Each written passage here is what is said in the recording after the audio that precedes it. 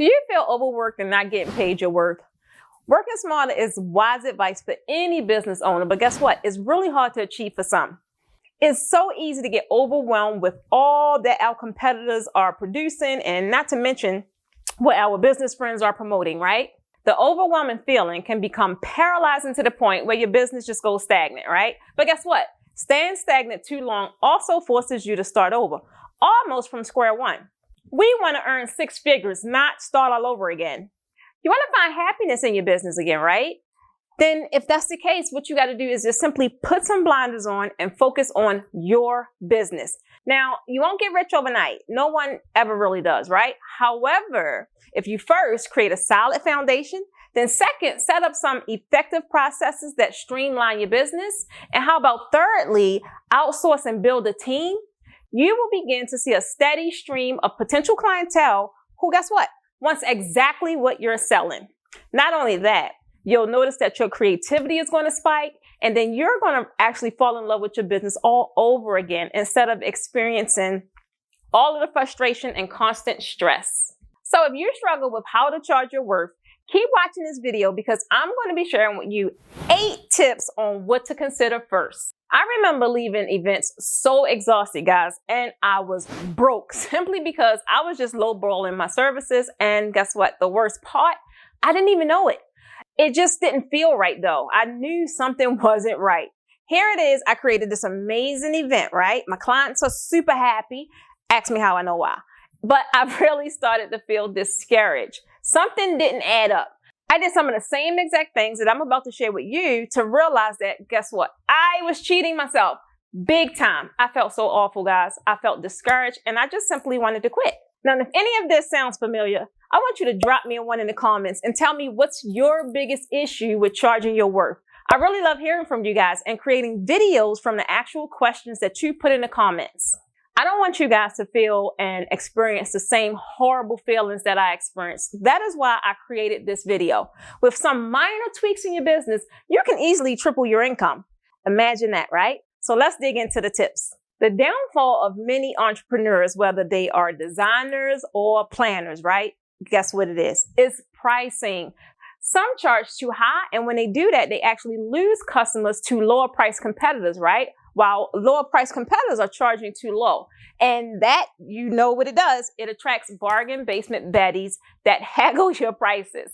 Now, neither one of these pricing options is ideal, right? So you really want to make sure that you are kind of in the middle because it's going to make your marketing efforts way more difficult. This is actually where some market research really comes in handy, right? Because it helps you identify your ideal client and also scope out what your competitors are charging, right? Now, while there's no really clear-cut formula for setting prices, although some people think it is, you really want to start with a price range of what your competitors are charging so you can have a good first step or a good range to kind of guide your prices off of. So now let's cover a couple things to consider when you are calculating your very own rates. Now, tip number 1 is one of my favorites because it's one that really kind of gets you excited. And all you need to do is actually think about your desired annual income, right? Think about how many days you want to work, how many hours you want to work. And because for some, they may be willing to put in more hours, some may be willing to put in more days, but you got to choose what's best for you. You want to choose your annual income based on your current living expenses, right? Then you want to divide that amount by the number of hours per week that you actually want to spend working, or how about prepping for events, right? You also want to keep these numbers handy as you go down the rest of the list and analyze if you'll need to lower or raise these rates. Tip number 2 is consider your level of expertise and the value that you actually provide. Are you a newbie in the industry or are you a seasoned pro, right? Those years of experience and your expertise, guess what? It warrants a higher price tag. This expertise also plays into the value that you're providing to your customers. Because think about it. Are you saving them some kind of headaches by offering maybe a to-do service that comes easily to you, but guess what? It may be difficult for others to do. Or how about do you have the ability to perform services quickly, right? Or faster? And guess what that does? That makes the process a lot quicker. These are all very valuable traits which should factor into how much you are charging. Now, tip number 3 is actually considering your ideal client, right? Think about, are you focused on servicing, let's just say, a stay-at-home mom, or is your ideal client a 6-figure earner? What your market is actually willing to pay must play into your pricing strategy, because if you charge too little, you're going to attract those clients that cannot afford a luxury event, right? They're the cheapskates, right? The only thing that they actually care about is the bottom line instead of the actual value you provide. When you set a reasonable price that is competitive, then you'll be able to attract those clients who actually care about the value that you're bringing, as well as wanting the job well done. You can leave the lower price competitors for the cheapskates, right? Let those guys deal with the bargain basement baddies. Now, my next tip, number 4, is actually focusing on the uniqueness of your products or your services. Because think about it. Are you really producing a simple service or a package that has thousands of competitors? Or have you added a unique perspective? Are you actually filling a gap that's present in your competitors' products? The more unique and original your product and service is, the more you actually can charge, because guess what? It's one of a kind. Now think about it. Think about the last time you was in, let's just say, a grocery store, right? You'll see dozens and dozens of cereal brands. They're fighting for your attention. Some of them actually look identical to each other. They may have a slight flavor difference or a different packaging, while others really appear to have new flavors, and they're the ones that actually pick your attention. You want to research your competitors while you take notes of their offers. You also want to know who they serve. You want to think of their price points as well as their features. Now, how is your product or service different from theirs? What can you actually add to your product or service to make it more valuable and unique? Now let that sink in. Okay, guys, so you got to tell me, are you liking the tips so far? You can easily let me know by simply liking this video with a thumbs up. Not to mention, it really does help the channel. So let's continue to tip number 5.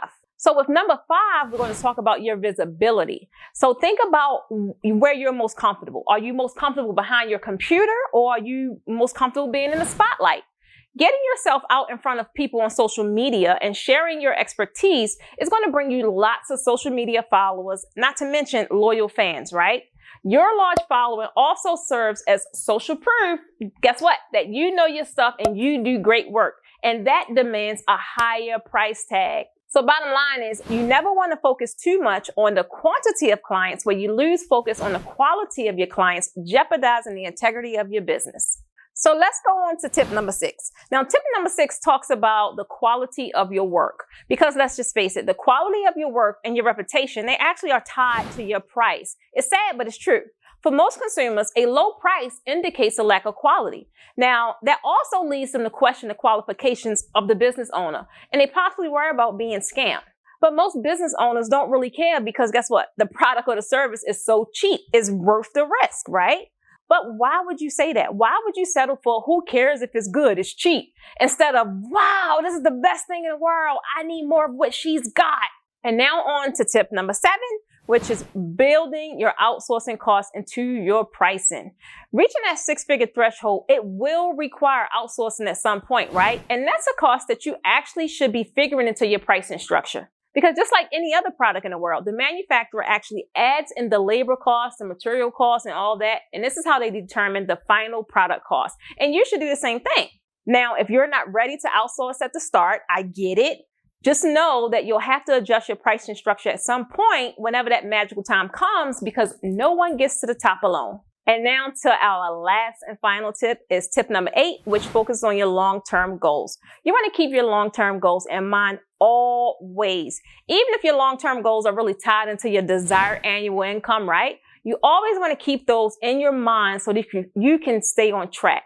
You want to write these goals down in a journal, a mind map, a vision board. I don't care. The point is, write them down somewhere, because you're going to want to refer to them often. Simply put, the next time a client asks you for a discount, you want to be able to look at that list for the strength to simply say no. So guys, now that you know what to include when you're calculating your rates, I want you to watch my next video where I actually share with you 2 ways to easily charge for your backdrops, right? This way you no longer have to just pull prices out of midair when someone asks you for a quote. Now, if you actually want to learn how to get started with premium draping, I created a free trial bonus introductory course that lays out everything you need to know to get started so you can jumpstart your draping services off on the right foot, right? Let's just face it, take it from the draping queen herself, because I was actually able to not only learn draping, but I turned it into a 6-figure business in no time. And you can do the same thing. All you have to do is click that link below to gain instant access inside the course.